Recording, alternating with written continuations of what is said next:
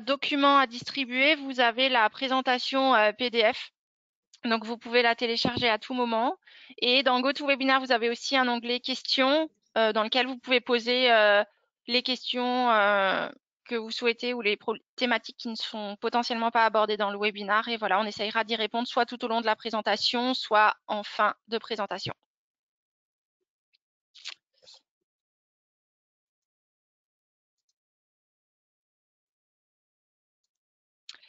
Donc, le but de ce webinaire aujourd'hui, c'est de vous présenter quelques clés de compréhension pour la réalisation de vos audits fournisseurs, notamment tout ce qui est fournisseur d'applications SaaS, donc Software as a Service. Je vais commencer par une introduction, introduire le contexte. Pour ceux qui ne connaissent pas, qu'est-ce que c'est le SaaS, les différentes services cloud qui sont proposés, comment peut se réaliser ce type d'audit.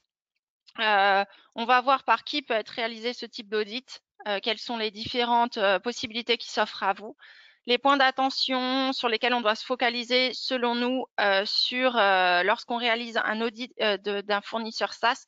Alors, on va vraiment se focaliser dans ce webinaire sur toutes les particularités qui sont liées aux fournisseurs SaaS. Et donc, on ne va pas aborder les points classiques que vous retrouvez pour tous vos audits fournisseurs, à savoir ce qui est le SMQ, la formation et toutes ces informations-là qu'on retrouve soit dans les formulaires, soit dans les audits classiques qu'on fait chez tout type de fournisseur. Donc, on ne va pas les aborder en détail, mais ça ne veut pas dire qu'il ne faut pas les faire, hein. Le but de ce webinaire, c'est vraiment de se focaliser sur les spécificités des fournisseurs SaaS.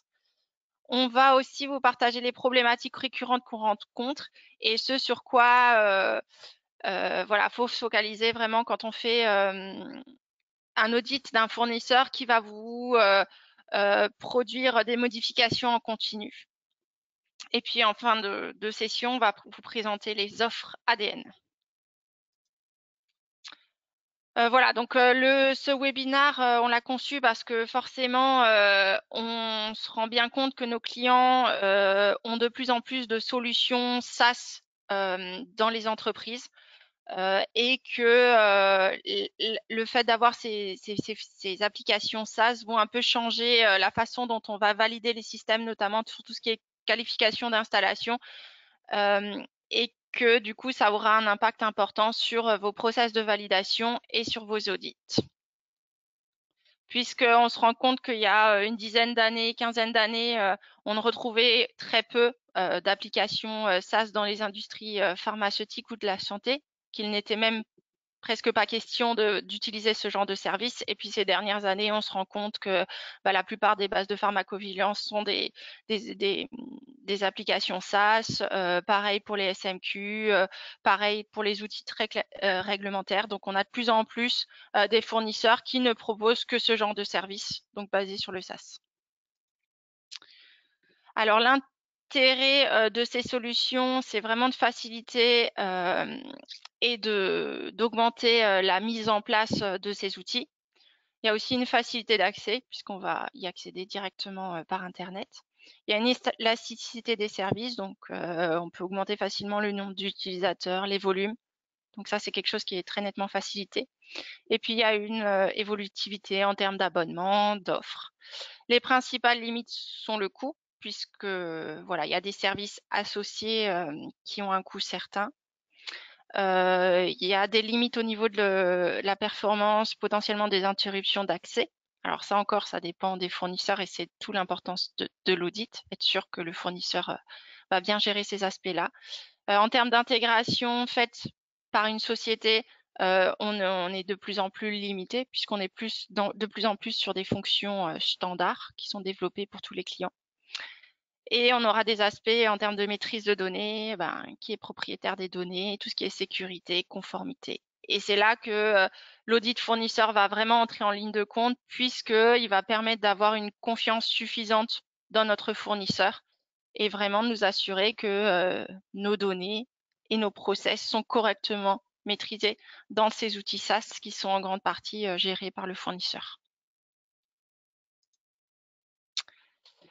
On va avoir différents types de services. l'IaaS, qui est l'infrastructure as a service. Donc là, ça va être un service qui se base uniquement sur la mise à disposition d'une infrastructure informatique, donc les serveurs, les réseaux, le stockage des données et la virtualisation.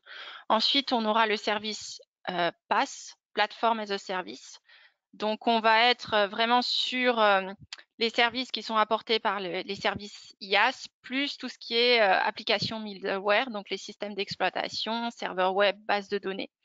Et ça va aussi impliquer tout ce qui est support et les environnements de développement, les outils de programmation. Ensuite, on va avoir le troisième service, celui qu'on rencontre le plus fréquemment, ce qui est le service et de plus en plus, qui est le service SaaS, donc Software as a Service. Donc là, c'est vraiment, on aura le service IaaS sur la partie infrastructure, passe pour tout ce qui est la plateforme, et en plus de ça, on aura la partie logicielle ou application. Donc ça va gérer aussi tout ce qui est installation de l'application, la configuration, la maintenance. Donc un service vraiment global. Là, je vous ai mis un schéma qui est disponible dans le GAMP 5 seconde édition qui montre bien qu'en fonction du type de service que vous allez choisir ou auquel vous allez être soumis, il y aura un modèle de responsabilité qui sera vraiment très différent. Donc, la première colonne, c'est les infrastructures, enfin les applications et l'infrastructure traditionnelle, donc hébergées chez vous. Donc, on voit bien que là, c'est 100% de la responsabilité pour la compagnie qui utilise et qui installe ce type d'application. Et puis, plus on va monter vers le SaaS, plus on va avoir une implication et une responsabilité du fournisseur qui va être plus importante, puisqu'on va se retrouver à des services qui vont jusqu'à la maintenance, la configuration, l'installation de l'application. Donc là, c'est là où ça va être très important, c'est que notre audit fournisseur va devoir vraiment couvrir tous ces aspects du service SaaS et s'assurer que tous ces aspects-là qui sont sous la responsabilité du fournisseur vont être gérés de manière suffisante et conforme à ce que nous impose la réglementation ou vos pratiques internes.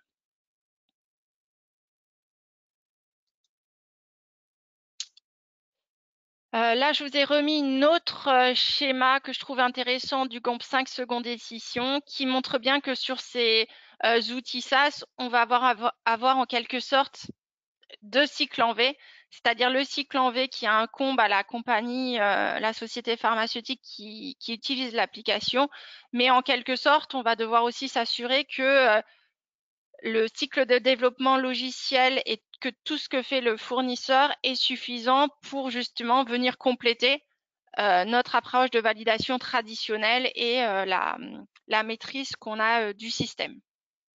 Donc, on est en quelque sorte sur deux cycles en V qui cohabitent. Une partie des activités qui sera sous la responsabilité ou en tout cas réalisée par le fournisseur. Mais ça veut dire qu'il faudra avoir une certaine maîtrise, savoir exactement ce que fait le fournisseur et comment il le fait et s'assurer que c'est en accord avec les pratiques qui sont requises dans l'industrie pharmaceutique et le complément qui est fait par l'industrie pharmaceutique. Excuse-moi, Aurélie, je voulais juste préciser un Oui, point.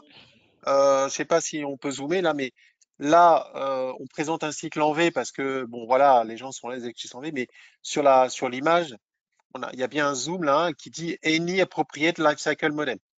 Ok. Donc, en clair, c'est pas forcément que du cycle en V, hein.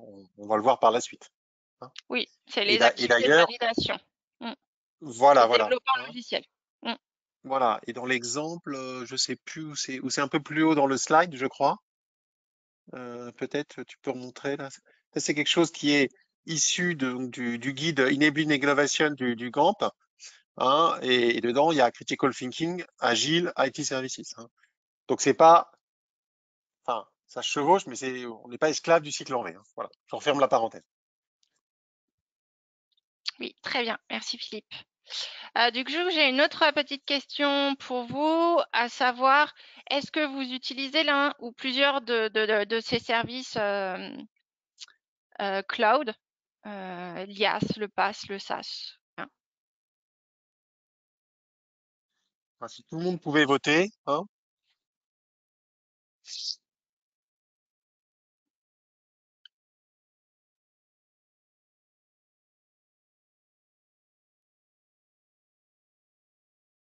Là, il nous manque encore quelques votants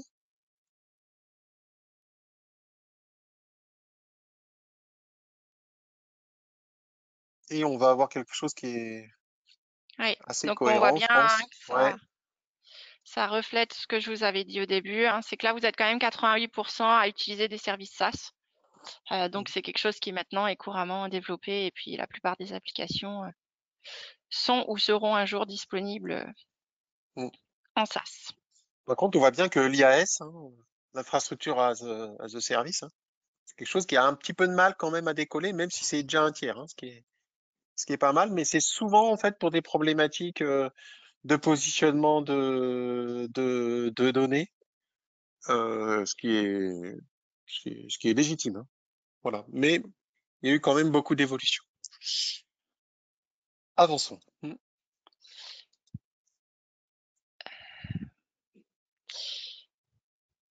Ok. Et j'ai une autre question du coup. Est-ce que vous avez connaissance de tout ce qui est évolution du GAMP 5 seconde édition? Et du coup, là, on vous fait plusieurs propositions. Est-ce que vous connaissez ces annexes du GAMP 5 seconde édition ou non? Parce qu'en fait, le GAMP 5 dans sa seconde édition va quand même apporter un certain nombre d'informations additionnelles sur tout ce qui est la gestion des applications SaaS, mais aussi des ajouts supplémentaires sur tout ce qui va être audit fournisseur, qu'on verra par la suite. Si tout le monde pouvait voter, ça serait absolument formidable.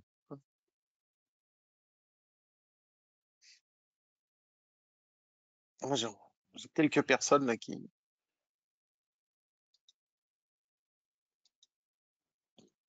Alors là, ça permet de.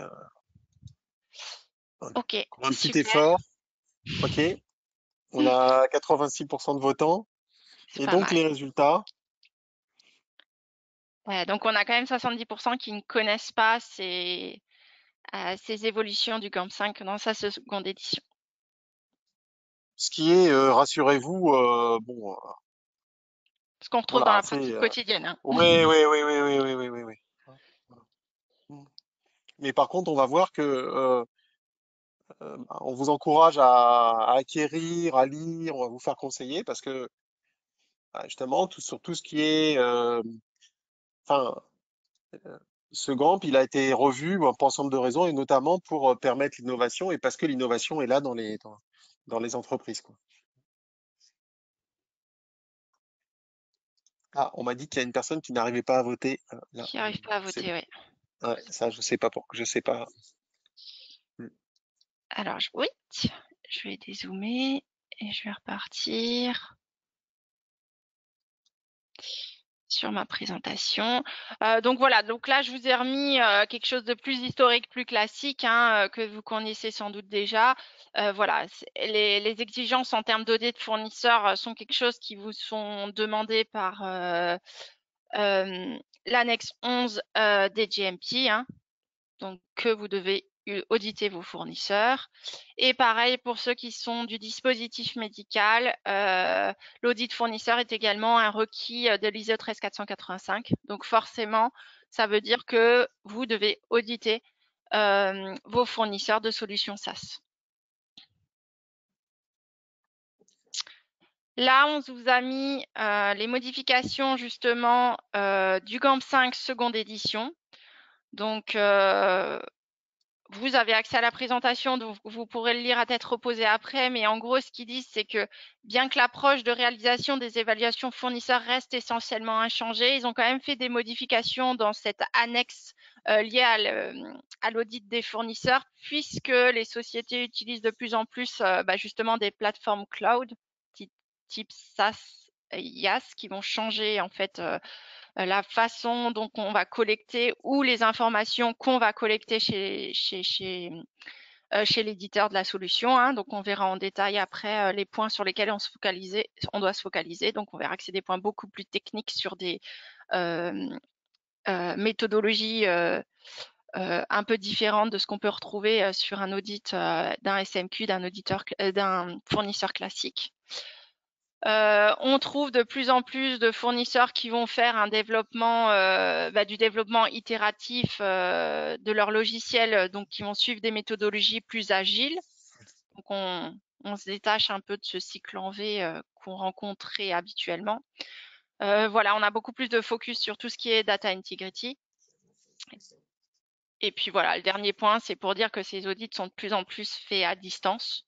Donc encore une fois, il faut savoir poser les bonnes questions sur les bons aspects et pouvoir évaluer les réponses qui sont apportées par notre fournisseur.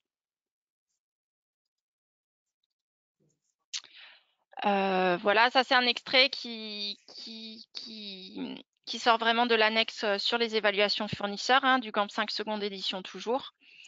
Qui nous dit bien que en fait, quand on va auditer notre fournisseur de solutions SaaS, on va potentiellement devoir faire un focus sur, en quelque sorte, la donnée produite parce qu'il n'utilisera pas forcément des choses classiques comme on le voit en validation historique, à savoir de la documentation, mais que c'est les preuves de maîtrise et de conformité pourront être générées dans d'autres façons, à savoir que ça peut être hébergé dans des outils particuliers, ou en tout cas que la forme des informations et des enregistrements qui nous serviront de preuve à la validation peuvent avoir toutes sortes de formats. Et aussi, quand on va faire ces audits fournisseurs, il faudra bien comme on est sur des solutions SaaS qui souvent sont quand même très standards pour toutes les compagnies, s'assurer que le besoin a clairement été pris en compte par le fournisseur de la solution, puisqu'une fois que la solution sera déployée, en termes de changement, on sera quand même assez limité, ou en tout cas, on aura un input qui sera moindre que si on a la capacité de faire les changements et les développements par soi-même. C'est vraiment comment dire, les, les deux raisons principales hein, de cette révision sur les audits fournisseurs, hein. C'est d'une part ce déplacement de la preuve, enfin du shift document data et data dans des outils. Voilà, c'est la plupart des éditeurs, ils travaillent comme ça. Et donc ça, eh ben, il faut s'adapter. Et puis le deuxième élément, comme l'a très justement dit Aurélie, c'est que en mode SaaS, ben, vous prenez la qualité telle qu'elle vous est délivrée. Donc d'où l'importance de faire l'audit fournisseur en amont et dans certains cas, notamment avec des startups ou qui n'ont pas l'habitude de toutes ces contraintes réglementaires, de co-construire la compliance, parce que ben, en fait, quand vous utilisez l'application SaaS, ben, elle est comme elle est, quoi. Hein. Donc c'est sûr que pour certains, parfois, la signature électronique, l'audit trail, le workflow, bon bref, c'est des concepts qui sont un peu qui leur sont pas familiers. Et puis, ben, il y a tout l'aspect, je dirais, effectivement, test, SMQ. Bon, souvent, ce qui se passe, c'est que ils ont des outils, mais les outils, en fait, ils les utilisent pas non plus très bien. Hein. Donc, il faut être lucide. C'est pas parce qu'il y a une tendance qui dit, OK, on peut aller vers l'utilisation de plus d'outils. Encore faut-il que les outils soient utilisés correctement. Parce que quand on ouvre la boîte des outils, parfois on se rend compte que bon, c'est un prétexte pour dire non, non, mais ça c'est nos outils, tu touches pas. Et en fait, dedans, bon, il y a aucun contrôle. Hein. Donc, mais c'est clair que il y a ce déplacement aujourd'hui, documents vers les data, data vers les outils, outils qui n'ont pas forcément besoin d'être validés d'ailleurs. Bon, et donc il faut tenir compte de tout ça. Voilà, je referme la parenthèse. Donc je vais passer au deuxième chapitre, ça va être par qui doit être fait cet audit fournisseur. Alors il y a plusieurs solutions qui ont chacune des avantages et des inconvénients. Euh, de plus en Les fournisseurs SaaS peuvent fournir des espèces de certificats ou des informations d'auto-inspection. Donc là, l'avantage, c'est clairement, les résultats sont disponibles de suite hein, et sans effort. Par contre, bien sûr, c'est quelque chose qui est généré par le fournisseur, donc il ne mettra à disposition que sa propre interprétation de la réglementation, que la partie qu'il souhaite mettre à disposition et ce sera sa propre vision, sachant que dans tous les cas, en termes de validation des systèmes informatisés, même sur une solution SaaS, c'est une activité qui reste entièrement sous la responsabilité de l'utilisateur final. Donc, c'est à vous de vous assurer que ce qui est fourni par le fournisseur est conforme à ce que vous impose la réglementation. En aucun cas, on peut se décharger sur ce que dit le fournisseur. Donc, tous les fournisseurs qui fournissent des certificats compliant 21 CFR part 11, vous êtes quand même, vous avez quand même la responsabilité de vous assurer que son interprétation du 21 CFR part 11 est bien la même que la vôtre et que bien sûr tous les aspects sont correctement traités dans l'outil. Vous avez aussi la possibilité de faire, de vous faire l'audit fournisseur. Donc là, l'avantage, c'est très clairement que vous maîtrisez le scope et vous allez pouvoir définir votre plan d'audit et demander exactement les informations que vous souhaitez à votre fournisseur. L'inconvénient, et on le verra par la suite, c'est que pour tout ce qui est solution SaaS, on est quand même sur des fournisseurs qui utilisent des technologies de développement logiciel complexes, techniques. Donc, il faut avoir des compétences techniques et on le verra, maîtriser tout ce qui est aspect DevOps, maîtriser les outils de développement, maîtriser tout ce qui est gestion du code, etc. Donc, voilà. Donc, ça. Il y a aussi la possibilité de faire des audits conjoints, c'est-à-dire une société qui est mandatée par plusieurs clients pour auditer un fournisseur de solutions. Donc là, l'avantage, c'est que ça permet de baisser les coûts.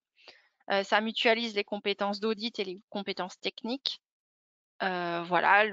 L'inconvénient, c'est que toutes les sociétés auront le même rapport d'audit et les mêmes informations. Et surtout, il faut faire accepter, tous les fournisseurs n'acceptent pas forcément d'être audités de cette façon. Et il y a la possibilité de faire intervenir un auditeur indépendant. Donc là, l'avantage, c'est très clairement l'indépendance des résultats. On va pouvoir vraiment se focaliser sur un scope personnalisé. Le coût peut être plus élevé. Et puis pareil, l'acceptation du fournisseur n'est pas toujours 100% garantie. Justement, j'avais une petite question pour vous. Pardon, je retourne dans mon tableau des sondages. Non, c'est pas ça que je voulais. Ne regardez pas ce que j'ai fait une bêtise.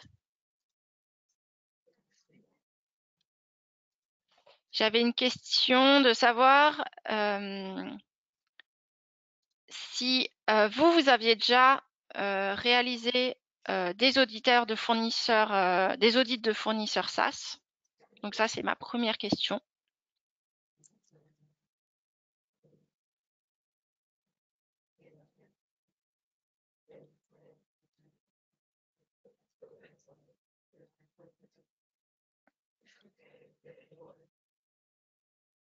Merci à tous.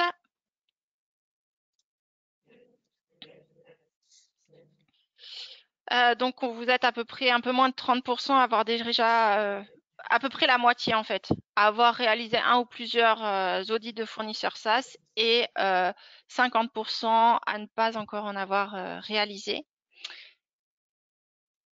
Et alors j'ai une autre question pour vous, à savoir si vous seriez potentiellement intéressé pour la réalisation d'audits conjoints, c'est-à-dire avec d'autres compagnies qui utilisent le même service que vous. Est-ce que c'est quelque chose qui potentiellement pourrait vous intéresser?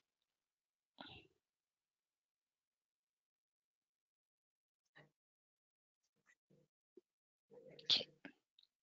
Je vois que ça vote encore. Ok, merci beaucoup. Voilà, donc vous êtes quand même 63% à être intéressé par ce type d'audit conjoint. Voilà, donc merci. Je vais reprendre la présentation. Alors maintenant, on va se focaliser sur vraiment les points d'attention de notre audit. Et encore une fois, on se détache un petit peu de tout ce qui est les points classiques d'audit, la formation, le SMQ, Voilà, toutes ces choses-là que vous avez, je pense, l'habitude de faire pour tous vos fournisseurs, et on va vraiment se focuser sur tout ce qui est point qui va être spécifique aux applications SaaS. Donc nous, les points d'attention, on les a découpés en 3 grandes catégories qui vont être tout ce qui est risque lié au métier, tout ce qui est risque lié au contrat et tout ce qui est risque lié aux données. Donc pour ce qui est risque lié au métier, il va falloir s'assurer de la performance de l'outil, les temps de réponse, etc. Ce qui est acceptable ou non en cas d'indisponibilité et qu'est-ce qui va être fait en cas d'indisponibilité de l'application. Donc on va avoir tout ce qui est les aspects de maintenance, la gestion des incidents software, hardware, ce qui va être lié à la stabilité de l'application, hein, le monitoring des journaux d'erreurs, etc. Tout ce qui va permettre de garantir la continuité de l'activité. Donc on va vraiment s'attacher à vérifier quel est le système de backup qui est mis en place. Quel est le process de restauration des données? Est-ce que les tests sont faits conformément à ce qui m'est imposé pour mes systèmes hébergés en interne? Est-ce que j'ai des preuves de tests de restauration? Est-ce que c'est fait à la bonne fréquence, etc. On va aussi regarder tout ce qui est support en cas d'incident, comment ça va être géré, comment ça va être tracé, voilà, comment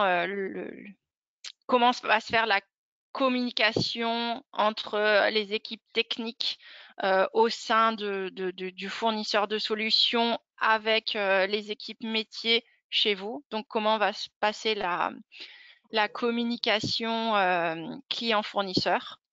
Et on va voir aussi tout ce qui est gestion des changements, des releases.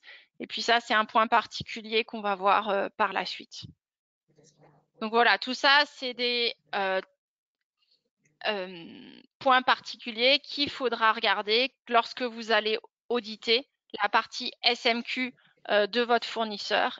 Et c'est là ce qu'on disait, c'est que potentiellement toutes ces informations ne sont pas forcément sous forme de documentation classique, mais sont hébergées dans des outils ou hébergées sous forme de données. Et c'est là qu'il sera important de pouvoir faire l'évaluation pour garantir la conformité de ce qui va être fait par le fournisseur de solutions. On va voir aussi tout ce qui est les risques liés au contrat, donc tout ce qui est recours juridique, les chaînes d'intervention chez le fournisseur, les droits d'audit. Alors oui, quand vous signez un contrat, il est important de voir qu'est-ce que vous propose le fournisseur en termes de droits d'audit, parce qu'on voit, nous, certains fournisseurs de solutions SaaS sont très ouverts à l'audit. Certains fournisseurs de solutions SaaS font payer pour un certain coût les audits et limitent le droit d'audit du client, c'est-à-dire que le client n'aura le droit qu'à un audit voilà, tous les 3 ans et que ça coûtera un certain coût. Voilà, donc tout ça fait s'assurer que c'est bien des points qui sont traités dans le contrat.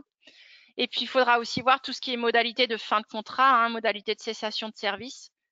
Quels sont les droits de sortie du contrat sans pénalité, ou en tout cas, quelles sont les pénalités qui vont vous être imputées. Tout ce qui est justification, préavis en cas de cessation du contrat par le fournisseur.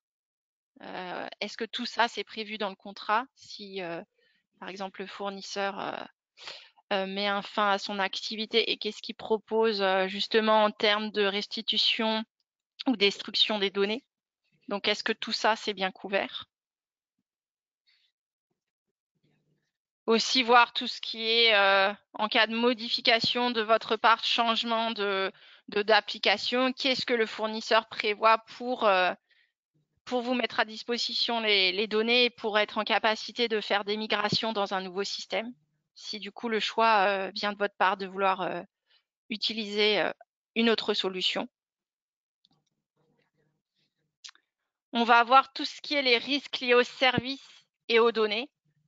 Donc bien sûr, quelles sont les données qui vont être hébergées dans le système, quel va être le format, est-ce qu'il y a un chiffrement des données pour tout ce qui est les applications multitenants, est-ce que mes données vont bien être séparées de celles des autres clients du fournisseur de solutions?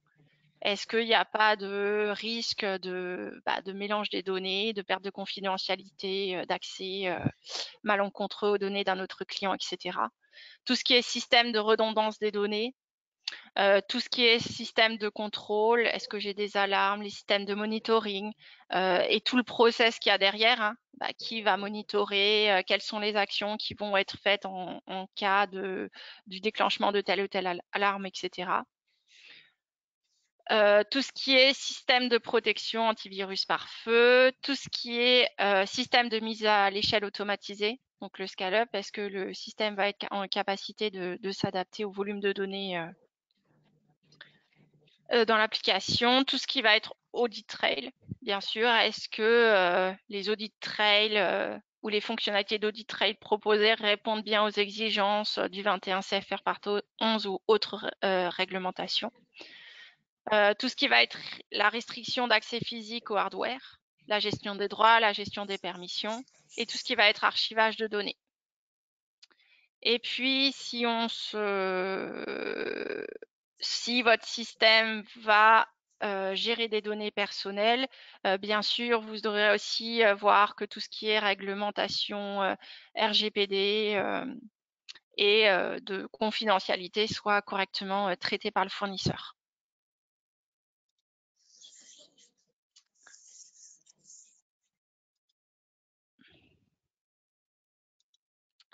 Là, on vous a mis, en fait, du coup, je vais passer à la section 4 qui vont être les problématiques récurrentes, hein. Donc, si vous utilisez des solutions SaaS, vous êtes peut-être confronté à un problème, à savoir que votre fournisseur met en place, enfin, en tout cas, libère des modifications de façon assez régulière, tous les 3 mois, 4 mois ou 2 fois par an. Et en fait, la problématique qui se pose, c'est qu'avant, quand vous étiez sur un logiciel qui était installé localement et validé à 100% par vos soins, vous aviez la maîtrise de quelles sont les modifications que je vais apporter ou non à mon outil et donc quel va être mon effort de validation que je vais devoir mettre derrière. Ça veut dire que, en tout cas, nous, ADN, ce qu'on rencontre assez souvent, c'est que justement, les compagnies faisaient le choix de ne pas, en fait, de ne pas faire une mise à jour fréquente de l'application pour éviter justement les aspects revalidation. Là, si vous êtes dans une application SaaS, vous aurez la plupart du temps des releases qui sont assez fréquentes et qui sont poussées par le fournisseur. Donc en général, vous n'avez pas le choix que de les accepter ou non. Certains fournisseurs donnent un délai supplémentaire, c'est-à-dire on peut faire le choix de ne pas les pousser immédiatement, mais dans la plupart des cas, c'est des choses qui seront poussées par le fournisseur et vous n'aurez en quelque sorte pas votre mot à dire. Ça veut dire que derrière, si on suit la logique, ça veut dire qu'il faudra une revalidation constante de votre application. Et si c'est un fournisseur qui vous pousse des releases tous les 3 mois, on imagine bien que l'effort de validation à mettre derrière va être conséquent, énorme. C'est-à-dire qu'une équipe validation va devoir, en tout cas, faire une analyse d'impact tous les 3 mois et des activités de validation assez récurrentes. Donc là, vous avez 2 possibilités. C'est soit vous faites une revalidation systématique, donc comme vous l'auriez fait sur un système in-premise, c'est-à-dire de la gestion des changements classiques. Soit vous avez aussi la possibilité de faire une revalidation systématique, mais avec des tests automatisés. Donc là, on a fait plusieurs tests automatisés, webinaires sur les tests automatisés chez ADN. Je vous laisse les consulter si ça vous intéresse, c'est-à-dire d'avoir une batterie de tests sur les fonctions les plus critiques et sur les nouvelles fonctions qui vont tourner à chaque release. Vous avez une troisième possibilité qui va être une approche qui est plus proche du CSA, donc du Computer Software Assurance, qui va compiler le fait d'auditer le fournisseur, c'est-à-dire vous assurer que ce qui est fait par le fournisseur répond à vos besoins et aussi d'évaluer sa gestion des releases. Donc, on va vraiment, lorsqu'on va faire l'audit, se focuser sur le cycle de développement du logiciel qui est fait par le fournisseur, s'assurer que les actions et que toute la conformité va être faite conformément à ce que nous demande la réglementation, que tout va être documenté comme on le retrouve dans les standards de validation. Encore une fois, hein, on peut se détacher des documents, hein, ça peut être documenté sous forme de données, ce qui va vous permettre de capitaliser sur les activités du fournisseur et donc de réduire vos efforts de test. Je ferais Encore juste une fois, à peut-être condition que ce soit re- clairement réalisé par le fournisseur, oui. Ça ouais. n'empêche pas Je la ferais juste validation. compléter peut-être ce que tu as dit sur les tests automatisés, là, parce qu'on s'est rendu compte en fait que c'était un- une difficulté quand même dans les entreprises de mettre en place ce type de méthode.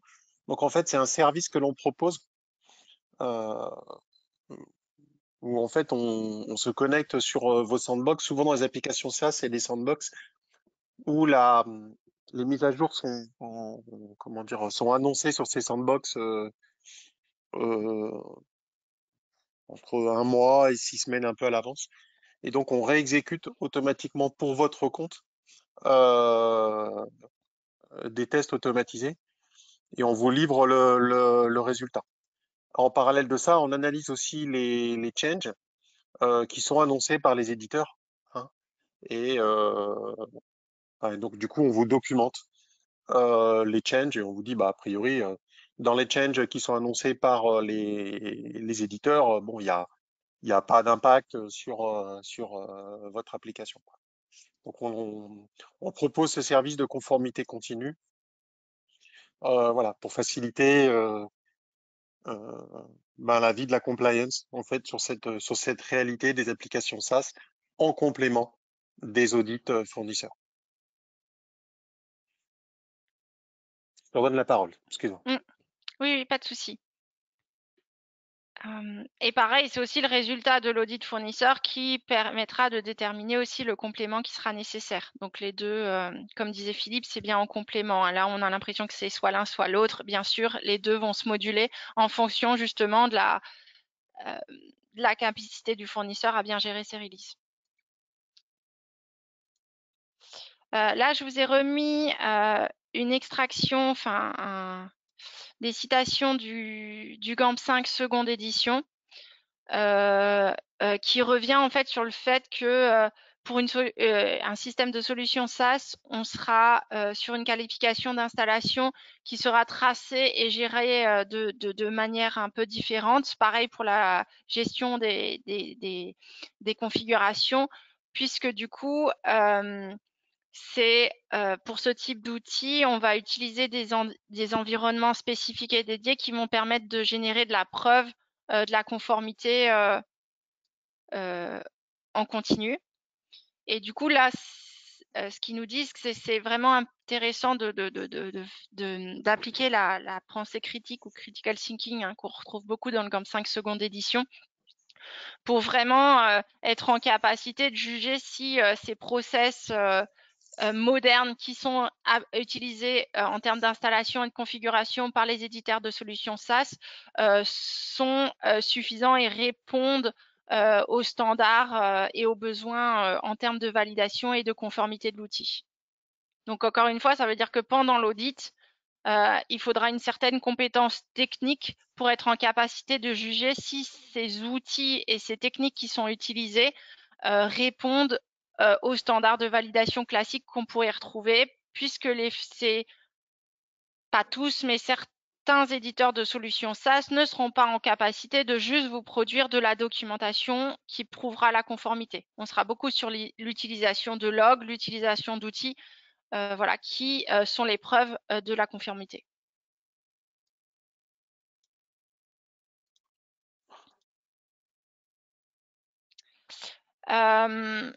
Bien sûr, si votre fournisseur de solutions produit des releases logicielles fréquentes, il y a de fortes chances que sa méthode de développement logiciel et sa méthode de travail soient basées sur les approches DevOps.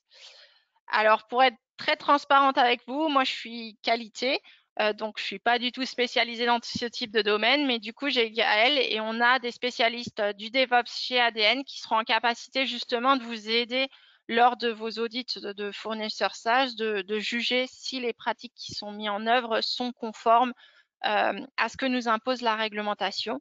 Donc, ces pratiques DevOps, ça va être tout ce qui est l'automatisation et le suivi de l'intégration des tests de livraison. Donc voilà, c'est vraiment du développement en continu. Donc, c'est souvent ce qu'utilisent les fournisseurs de solutions SaaS. Donc, pour schématiser de façon très concrète un petit peu ce qui se passe quand on fait du DevOps, c'est-à-dire qu'il y a notre éditeur de solutions qui va faire une modification sur notre code et qu'une fois que notre changement sera poussé, ce changement va être disponible sur notre application SaaS qu'on va utiliser. Là, c'est juste un exemple, mais faut savoir que entre le moment où il y a une modification qui a été faite sur le code et le moment où la nouvelle feature ou la modification de feature ou autre est disponible par l'utilisateur, il se passe un certain nombre d'étapes qui se réalisent dans différents outils et c'est justement ça qu'il va falloir voir en audit, c'est-à-dire s'assurer que toutes ces étapes du DevOps sont correctement maîtrisées, tracées par l'éditeur de la solution. Donc, ça va être tout ce qui est gestion de code, tout ce qui est déclenchement d'un pipeline, compilation et tout ce qui est tests automatisés qui vont être lancés par l'éditeur de la solution. Donc là, on vous a mis quelques exemples et quelques spécificités qui seront à auditer si votre fournisseur de solutions SaaS, il utilise du DevOps. Donc, vous allez devoir comment il gère son code, comment il gère son version, quel est le process, comment c'est documenté et comment il le trace et comment il génère les preuves nécessaires, comment il va gérer ses releases. Encore une fois, en termes de comment il va tracer et prouver la conformité. Quelle va être sa stratégie de test? Est-ce qu'il utilise des tests automatisés, des tests manuels? Est-ce qu'il refait des tests complets ou que partiels? Et comment il gère cette capacité à pouvoir faire des tests complets ou partiels? Quelle va être sa stratégie de qualification de validation? Tout ce qui va être gestion des vulnérabilités logicielles et tout ce qui va être gestion des changements. Pour tout ce qui est gestion du code, il va falloir s'assurer de quel est l'outil de contrôle de version qu'il utilise. Voilà, comment il l'utilise. Est-ce qu'il suit un process de gestion des branches, etc. Donc voilà, vraiment s'assurer de comment il gère la qualité et la traçabilité de son code. Pour tout ce qui est gestion des releases, faudra s'assurer qu'est-ce qui est pour lui une version, qu'est-ce qui est une release, comment il trace ce qui est de version, ce qui est de release, quelles sont les preuves qu'il génère. Qu'est-ce qui signifie pour lui une release majeure, qu'est-ce qui pour lui signifie une release mineure, quels sont les critères à prendre en compte dans les cas de ces deux releases. Quelles sont les release notes qui vont être publiées, à quel moment elles vont être publiées, à quel moment vous allez être averti et quelle est l'exhaustivité ou le niveau de détail qui est donné dans ces release notes. Quels vont être l'ensemble des critères de contrôle qui vont être placés en avant de la chaîne et qui vont permettre de libérer la release en production ou d'empêcher sa libération. Voilà, quels sont les mécanismes que l'éditeur du logiciel va mettre en place pour s'assurer que si une release est libérée chez vous, donc mise en production, poussée en production chez vous, voilà, quels sont les jalons et en tout cas les barrières qui ont été mises en place pour s'assurer que toute release qui doit être mise en production les fait conformément à ce qui est requis. Quels vont être les différents artefacts qui vont être produits à chaque release et où ils sont conservés.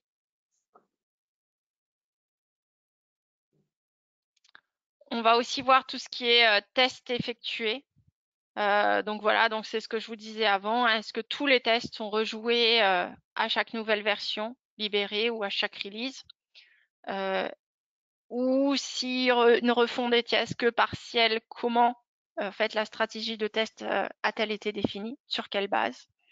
Est-ce qu'ils font des tests automatisés? Est-ce qu'ils font des tests manuels? Comment sont-ils tracés? Dans quel outil? Et tout ce qui est comment ils gèrent leur traçabilité, c'est-à-dire comment ils s'assurent que toutes les exigences sont correctement couvertes par des tests. On va aussi avoir un point important qui est la gestion des vulnérabilités logicielles. Donc, on a deux types de vulnérabilités, hein, les vulnérabilités internes qui vont vraiment s'attacher à tout ce qui est la qualité de code. Donc, ça va passer par la revue de code. Donc, il faudra bien s'assurer de comment est-ce que l'éditeur logiciel va gérer ces vulnérabilités internes, comment il fait sa revue de code, etc.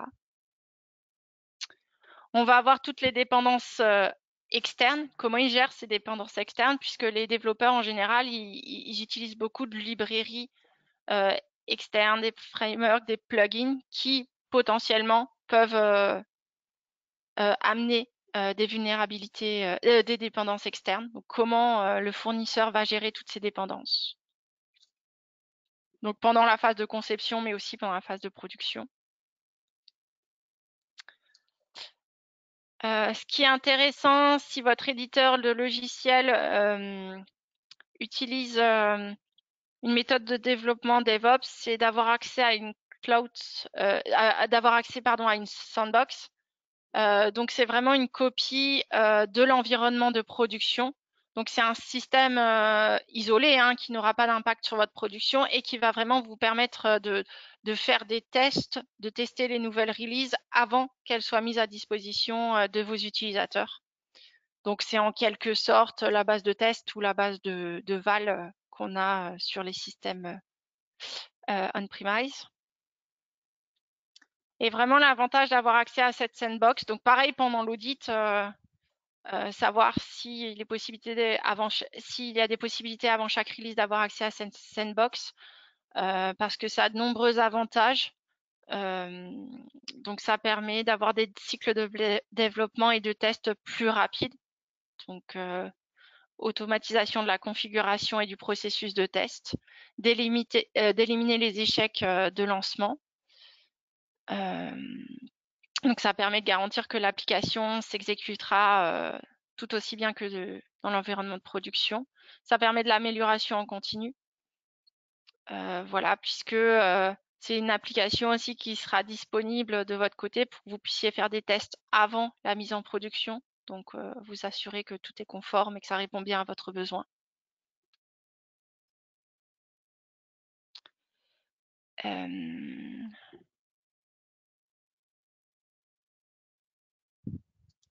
Je me permets de voir. OK.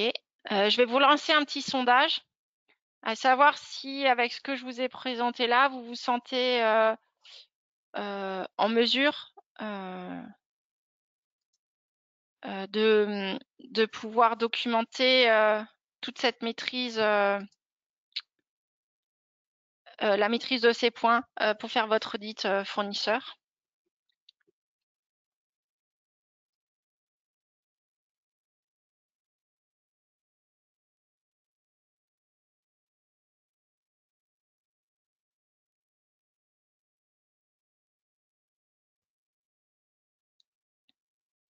OK, merci. Alors, on a un 50-50. Donc, 50% d'entre vous maîtrisent ces aspects et se sentent en Tu l'as capacité de pas réaliser. partagé, je crois, le sondage. Il faut que tu le partages. Ah, pardon. Mm. Oui, donc on a un beau 50-50 là pour le coup. Donc 50% se sentent à l'aise avec ces sujets-là, hein, ils se sentent en capacité d'auditer leurs fournisseurs de solutions SaaS. Et on a 50% qui soit ne se sentent pas à l'aise, soit pas suffisamment.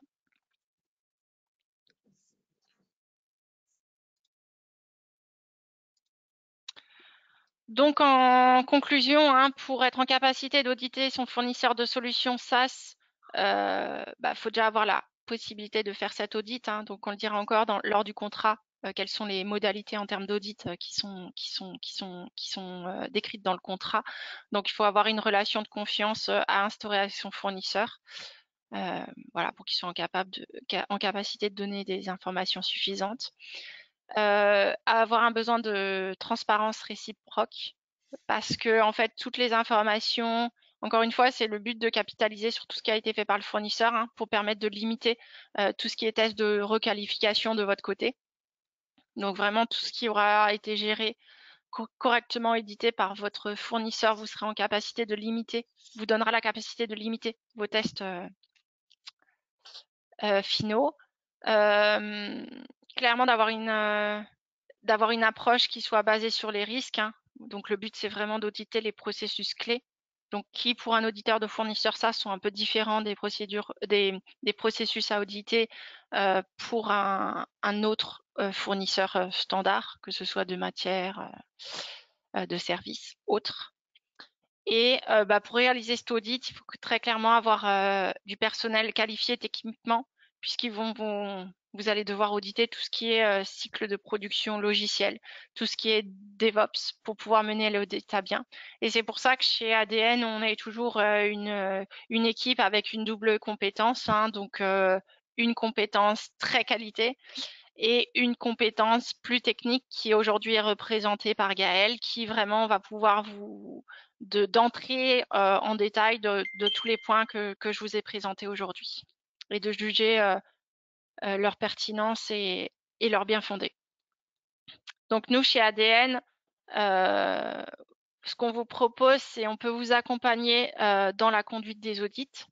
Alors encore une fois, avec une équipe à double compétence, hein, aussi bien qualité que technique. Donc il y aura toujours une personne qui maîtrise les cycles de développement DevOps, la gestion du code, euh, la gestion des releases, etc. On vous propose d'avoir un accompagnement technique et méthodologique pour la validation des systèmes informatisés en mode agile.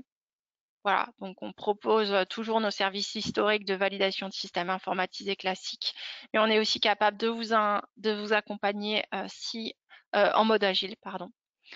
On vous accompagne aussi pour le paramétrage et la mise en place d'un outil de validation dématérialisé en mode agile. Donc vous permettre dans le cadre de vos activités de validation, de vous détacher de la documentation classique en Word, Excel, mais justement d'avoir une validation qui soit plus basée sur la donnée et, et du coup mettre en place une validation dématérialisée. Et on vous accompagne aussi dans la gestion, l'exécution des tests de non-régression critique. Et puis, comme je l'ai déjà dit et comme Philippe l'a dit, on a un service aussi pour tout ce qui est mise en place de tests automatisés. Je vous remercie pour votre attention. Donc là, vous avez nos coordonnées si besoin. Et voilà, je vous laisse Il y a des nous questions poser des peut-être? questions si vous voulez. Ouais. Oui. La première étant généralement la plus difficile, hein, pour tout le monde.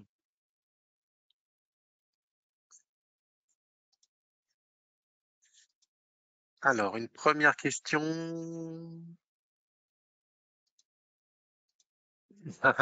J'ai une très bonne question. Euh, Faut-il auditer son fournisseur d'activité de validation? Euh, Eh ben écoutez, si vous considérez que c'est un fournisseur critique, oui. Et c'est pour ça que nous, on est en train de lancer un chantier justement pour mettre en place un SMQ ISO 13485 pour justement euh, aider les clients qui font appel à nous. Et vous avez peut-être sans doute entendu parler de d'IA Act ou de l'ISO 42001. Tout ça, voilà, ça fait partie c'est ce pourquoi en fait on s'inscrit dans cette démarche d'avoir une certification ISO 13485. Donc là, pour l'instant, on n'y est pas encore, mais voilà, le projet est parti chez nous. Mais oui, bien sûr, vous pouvez auditer, ouais, bien sûr. Alors sinon, j'ai une autre question. Alors peut-être qu'on pourra concrètement pour du fournisseur, genre Amazon ou Google Workspace, comment faire? Alors, quand vous dites Amazon, c'est AWS, j'imagine. Alors, je sais pas si euh, vous donner la parole directement. Faut juste que je vous trouve. Voilà, je vais vous ouvrir votre micro. Et si vous pouvez formuler alors, est-ce que j'ai, par contre, c'est vous qui avez coupé votre micro, donc là, il faudrait l'ouvrir. Et comme ça, vous pourriez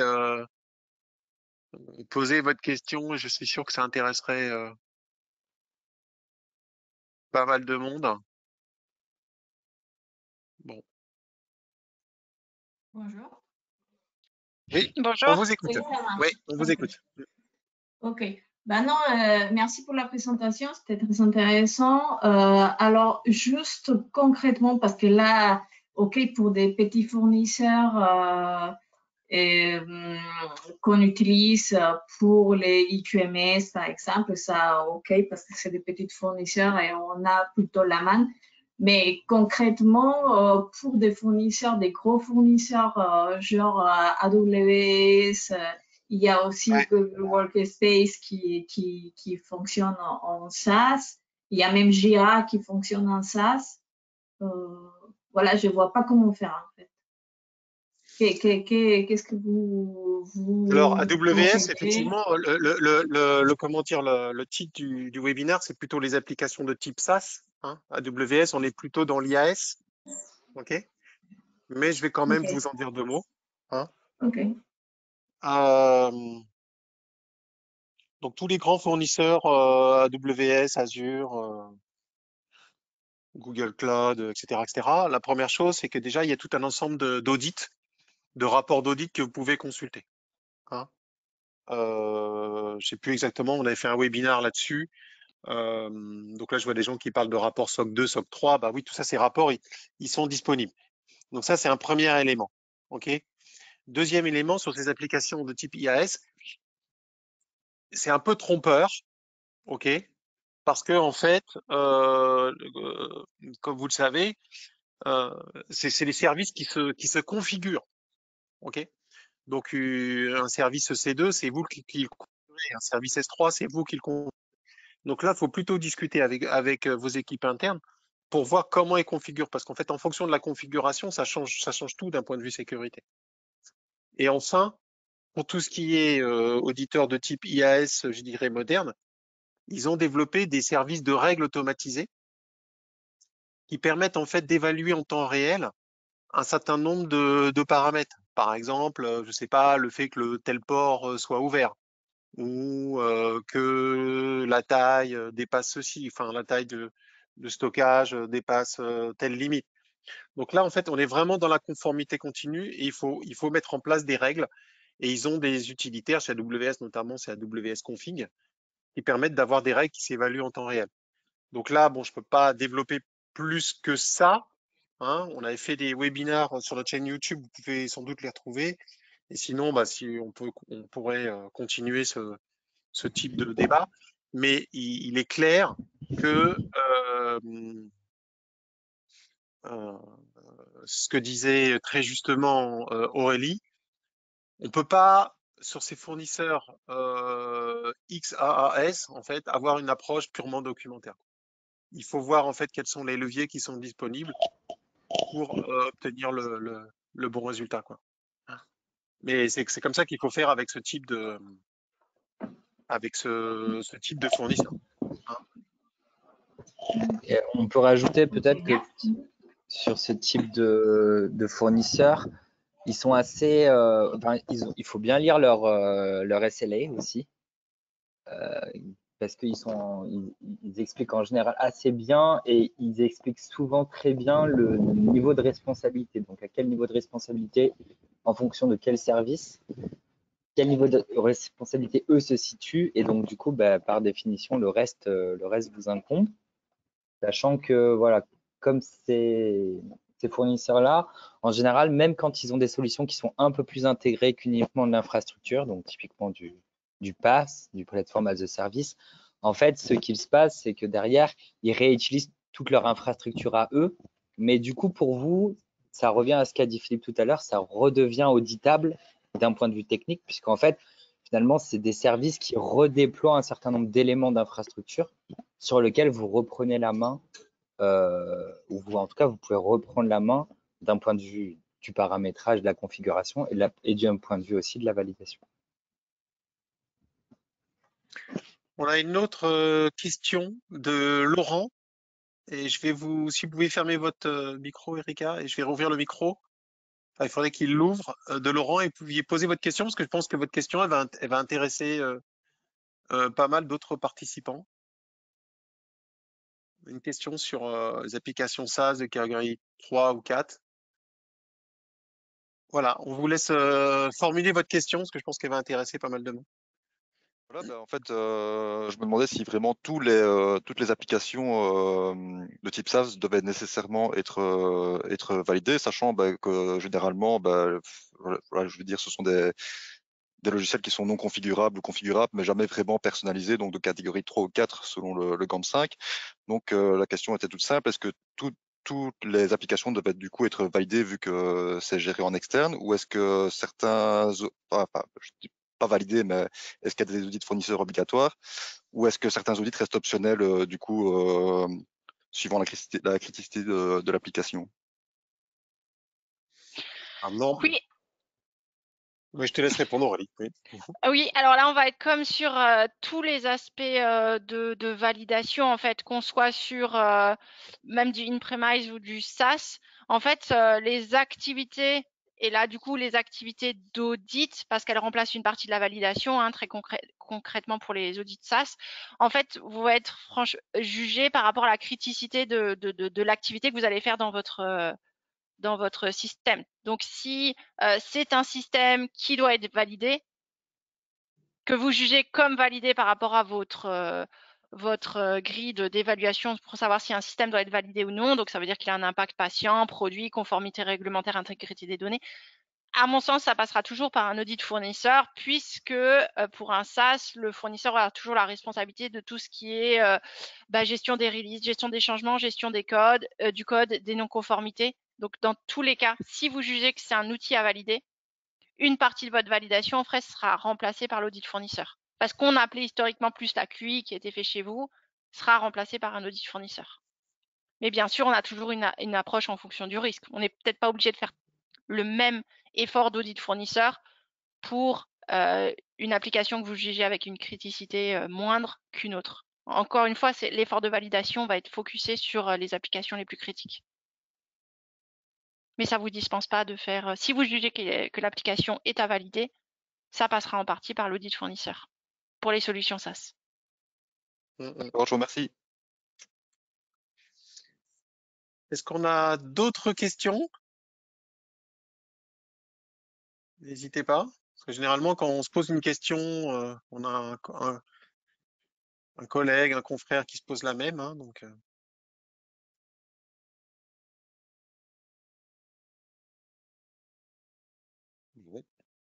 Ok. Merci à tous pour votre participation. Et on va vous. Donc, la présentation, vous pouvez la télécharger. Sinon, je vous la renverrai. Le webinaire, il a été enregistré. Et donc, on va la mettre sur notre chaîne YouTube. Et on va vous renvoyer le lien pour la chaîne YouTube. Comme ça, vous pouvez le consulter tête reposée. Et puis, si vous avez effectivement des questions ou un besoin sur ces sujets-là, ben, évidemment, on est à votre entière disposition. Merci beaucoup, Merci Aurélie, beaucoup. pour cette présentation. Et Merci à tous. bonne journée à tous. Au revoir. Belle journée à tous. Au revoir.